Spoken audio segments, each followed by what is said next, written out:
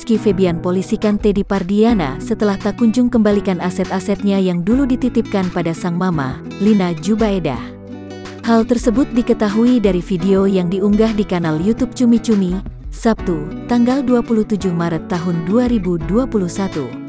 Polemik antara Rizky Febian dan Teddy soal harta warisan Lina hingga kini belum juga usai. Bahkan, perseteruan keduanya malah memasuki babak baru setelah putra sulung Sule melapor ke polisi. Beberapa waktu lalu melalui kuasa hukumnya, pihak Rizky Febian mengatakan telah membuat laporan. Kabid Humas Polda Jawa Barat, Kombes Pol RD Caniago memberikan keterangan terkait hal tersebut. Ia membenarkan bahwa Rizky Febian melalui sang kuasa hukumnya telah melaporkan Teddy ke Polda Jawa Barat. Dalam laporannya, Teddy diduga melakukan penggelapan dan tindak pencucian uang. Semua itu berkaitan dengan sikap suami Lina itu yang tak kunjung menyerahkan aset Rizky Febian. Kombes Pol RD melanjutkan, pelapor yakni Rizky Febian mengalami kerugian dari tindakan yang dilakukan Teddy.